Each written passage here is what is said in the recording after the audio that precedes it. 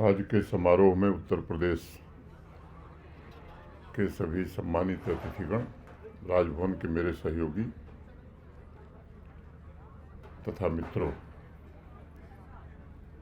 अध्यात्म, संस्कृति, कला, साहित्य, दर्शन, राजनीति तथा आधुनिक विज्ञान की धरा उत्तर प्रदेश के स्थापना दिवस पर राज्य के सभी नागरिकों को मैं हृदय से बधाई देता हूं, उन्हें शुभकामनाएं देता हूं। यहाँ उपस्थित सभी अतिथियों का भी मैं स्वागत करता हूं तथा आप सबको भी बधाई देता हूं। देश के सबसे अधिक आबादी वाले उत्तर प्रदेश के इतिहास को भारतवर्ष का पर्याय माना जाता है। इसकी विशालता का अनुमान इस बात से लगाया जा सकता है कि उत्तर प्रदेश की सीमाएं 9 राज्यों और एक पड़ोसी देश को छूती हैं। पश्चिम में राजस्थान, उत्तर पश्चिम में हरियाणा, हिमाचल प्रदेश, दिल्ली, उत्तर में उत्तराखंड, पड़ोसी राष्ट्र नेपाल, पूर्व में बिहार, दक्षिण में मध्य प्रदेश और दक्षिण पूर्व में झारखंड तथा छत्तीसगढ़ राज्य इससे जुड़े हुए हैं। गंगा, यमुना, सरस्वती, सरजू, गोमती, बेतवा, वरुणा जैसी पवित्र नदियों से घिरा यह जीवंत राज्य समृद्ध ऐतिहासिक, सांस्कृतिक और आधुनिक गतिशीलता को भी प्रतिबिंबित करता है। कल मुझे अध्यात्म, आस्था और सांस्कृतिक विरासत के महाकुंभ में जाने का अवसर मिला है। कल ही मैं लौटा और मैं कह सकता हूं कि पृथ्वी पर शायद ही कोई दूसरी यह जगह होगी जहां भक्ति और परंपरा का ऐसा स्वरूप दिखाई पड़ता है। ब्रिटिश शासनकाल में उत्तर प्रदेश, जैसा बताया गया, को संयुक्त प्रांत कहा जाता था। 1950 में भारत गणतंत्र बनने से ठीक 2 दिन पूर्व 24 जनवरी को इसका नाम उत्तर प्रदेश रखा गया और लखनऊ इसकी राजधानी हुई। अनेक इतिहासकारों और बुद्धिजीवियों के हजारों वर्षों के लिखित साक्ष्य के अनुसार भारतवर्ष की संस्कृति के सबसे प्राचीन केंद्रों में से एक उत्तर प्रदेश है। प्राचीन काल से ही इस धरा ने भारतीय उपमहाद्वीप की राजनीति, संस्कृति और समाज को विशेष रूप से प्रभावित किया है। उत्तर प्रदेश में गंगा के मैदानी इलाके को आर्यावर्त कहा जाता है। इस इलाके में प्रागैतिहासिक गुफा भित्तिचित्र से लेकर वेद, उपनिषद, रामायण, महाभारत, रामचरितमानस जैसे अनेक महान ग्रंथों और सनातन परंपरा की कला, परंपरा की भी रचना के साक्ष्य उपलब्ध हैं और इसीलिए कहा जाता है कि उत्तर प्रदेश भारतीय सभ्यता के विकास और पवित्र तीर्थों की भूमि भी है। उत्तर प्रदेश के जितने भी तीर्थ स्थल हैं उनमें से जुड़े आध्यात्मिक, सांस्कृतिक दर्शन ने भारत का सदैव मार्गदर्शन किया है और आज अगर हम तेजी से विकसित राष्ट्र के लक्ष्य की ओर बढ़ रहे हैं तो उसकी गतिशीलता में भी उत्तर प्रदेश का बहुत महत्वपूर्ण योगदान है। माँ गंगा के तट पर बसे बनारस को विश्व के सबसे प्राचीन जीवंत शहर के रूप में जाना जाता है और इसे पवित्र शहरों में भी गिना जाता है। बनारस का काशी विश्वनाथ मंदिर भारत के सबसे प्राचीन एवं पवित्र मंदिरों में से एक है।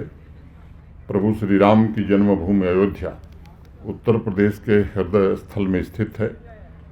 नए मंदिर के निर्माण के साथ ही उस पूरे क्षेत्र में पर्यटन और आर्थिक विकास की एक नई शुरुआत हुई है। भारतवर्ष में वेलफेयर स्टेट माने लोक कल्याणकारी राज्य की राज्य समता, सामाजिक न्याय और अवसरों की समानता का जो मूल आधार है वो राम राज्य है और उसका केंद्र भी अयोध्या रहा है। रामचरितमानस में तो स्वयं गोस्वामी तुलसीदास जी ने लिखा भी कि नहीं दरिद्र को दुखी न दीना, नहीं कोई अबुध न लक्षणहीना। राम राज्य में न कोई गरीब है न बेसहारा है। और स्वयं तुलसीदास जी आगे लिखते हैं कि अल्प मृत्यु नहीं कवनहु पीरा, सब सुंदर सब बिरजु शरीरा। भारतीय दर्शन में जो प्रार्थना की गई, सर्वे भवन्तु सुखिनः सर्वे सन्तु निरामया, सभी सुखी हो में सभी रोगमुक्त हों, इस भाव की रचना स्थली भी उत्तर प्रदेश ही रही है। भगवान श्री कृष्ण का जन्म मथुरा में हुआ, लालन पोषण वृंदावन में हुआ, ये दोनों पवित्र धाम भी उत्तर प्रदेश में ही हैं। भगवान श्री कृष्ण के अमृत वचन का संग्रह भगवत गीता, जो अनंत काल से समाज और मानवता का मार्गदर्शन कर रहा है, वो भी यहीं की देन है। इस्कॉन के संस्थापक स्वामी प्रभुपाद तो कहा करते थे कि नई पीढ़ी के बीच कृष्ण के वचन सबसे लोकप्रिय आज भी हैं। कॉरपोरेट वर्ल्ड में भी ट्रेनिंग मॉड्यूल के दौरान आज भगवत गीता के सूत्र बताए जा रहे हैं। सारनाथ, जहाँ महात्मा बुद्ध ने ज्ञान प्राप्ति के बाद अपना पहला उपदेश दिया था, उसे भी आज दुनिया के प्रमुख तीर्थ स्थलों में से एक माना जाता है। भगवान बुद्ध का परिनिर्वाण भी उत्तर प्रदेश के कुशीनगर में ही हुआ। सिर्फ एशिया नहीं बल्कि दुनिया के अनेक देशों में भगवान बुद्ध ने समाज को एक नया रास्ता दिखाया। बुद्ध ने अपने अनुयायियों को कहा था कि किसी भी चीज़ पर अंधविश्वास करने की ज़रूरत नहीं है, बल्कि उसे तर्क की कसौटी पर कसा जाना चाहिए। और उनका कहना था कि जैसे सोने को तपाकर काट कर कसौटी पर कस कर परखते हैं, वैसे ही मेरे वचनों को भी परख कर ग्रहण करो। केवल भक्तिवश उन पर विश्वास करने की ज़रूरत नहीं है। आज प्रकाश स्रोत की तरह उनका संदेश हम सबका मार्गदर्शन कर रहा है। यूनेस्को की विश्व धरोहरों में से एक आगरा किला और दुनिया के 7 अजूबों में से एक ताजमहल भी उत्तर प्रदेश में ही है। कला के संदर्भ में उत्तर प्रदेश में कहावत है, यह धरती परंपरा और नवीनता का संगम है। कथक के लिए लखनऊ और बनारस का घराना, इनकी चर्चा पूरी दुनिया में है। रामलीला का मंचन उत्तर प्रदेश से निकला तो इंडोनेशिया, थाईलैंड, गुयाना, सूरीनाम तक पहुंचा और लगभग 1 महीने तक चलने वाले इस प्रदर्शन को यूनेस्को ने अमूर्त सांस्कृतिक धरोहर के रूप में सूचीबद्ध करने का काम किया है। यहाँ के हैंडीक्राफ्ट, हैंडलूम पूरी दुनिया में मशहूर हैं। लगभग हर जिले में प्राचीन इतिहास के पदचिन्ह दिखाई पड़ते हैं। बनारस, सारनाथ, मथुरा, अयोध्या, कुशीनगर, श्रावस्ती, प्रयागराज, चित्रकूट, सोनभद्र, महोबा, बुंदेलखंड, देवगढ़, गोरखपुर, मुरादाबाद, जिसका भी नाम लें आप, अनेक ऐसे स्थल हैं जहाँ वास्तुकला के अलावा भारत के महत्वपूर्ण शिल्प परंपरा का समृद्ध खजाना भी मिलता है। महान शिक्षाविद महामना पंडित मदन मोहन मालवीय जी की तपोभूमि भी उत्तर प्रदेश रही है, जिन्होंने एशिया के सबसे बड़े आवासीय विश्वविद्यालय काशी हिंदू विश्वविद्यालय की स्थापना 1916 में की थी। भक्तिकाल को भारतीय साहित्य का स्वर्ण काल कहा जाता है, चाहे वो कबीर दास हों, संत रविदास हों, गोस्वामी तुलसीदास हों, रामानंद, मलुक दास, सूरदास जैसे अनेक व्यक्तित्वों का जन्म भी उत्तर प्रदेश में ही हुआ।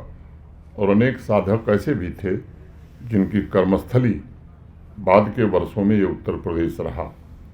महाकाव्यों के लेखकों से लेकर आधुनिक समय में भारतेंदु हरिश्चंद्र, प्रेमचंद, जयशंकर, धर्मवीर भारती, श्रीलाल शुक्ल, अली सरदार जाफरी, हरिवंश राय बच्चन, आचार्य रामचंद्र शुक्ल, अज्ञेय महादेवी वर्मा जैसे अनेक महान साहित्यकारों की जन्मस्थली भी उत्तर प्रदेश ही है। यह भूमि महान क्रांतिकारी मंगल पांडे, चंद्रशेखर आज़ाद, रानी लक्ष्मीबाई, बेगम हजरत महल की भी पवित्र भूमि है। 19वीं और 20वीं शताब्दी के राजनीतिक और सामाजिक आंदोलन का केंद्र भी उत्तर प्रदेश रहा है। परमवीर चक्र विजेता यदुनाथ सिंह की भी यही धरती है, जिन्होंने रजौरी की रक्षा करते हुए 1948 में 1948 में नौशेरा में अपने जीवन का सर्वोच्च बलिदान दिया था। वीर अब्दुल हमीद की भी जन्मभूमि यही है, जिसने पैटर्न टैंक को ख़त्म किया था। अब उत्तर प्रदेश पिछले कुछ वर्षों में माननीय प्रधानमंत्री जी के नेतृत्व में आर्थिक विकास के मामले में उल्लेखनीय प्रगति कर रहा है। आज जीडीपी के मामले में भी उत्तर प्रदेश देश के चौथे स्थान पर पहुंच गया है। देश में सबसे ज़्यादा हवाई अड्डों वाला प्रदेश आज उत्तर प्रदेश हो गया है। सबसे ज़्यादा मेट्रो रेल चलाने वाला प्रदेश उत्तर प्रदेश हो गया है और देश का सबसे बड़ा एयरपोर्ट जेवर भी उत्तर प्रदेश में ही बन करके तैयार हुआ है। आज उत्तर प्रदेश के स्थापना दिवस के अवसर पर मैं उत्तर प्रदेश के चौमुखी विकास, प्रदेश की खुशहाली और समृद्धि की कामना करता हूं और आप सबको यहाँ आने के लिए बहुत बहुत साधुवाद देता हूं। इतनी बात कह के मैं आप सबके प्रति हृदय से कृतज्ञता ज्ञापित करते हुए मैं सबका एक बार स्वागत करते हुए अपनी बात पूरी करता हूं। धन्यवाद। जय हिंद।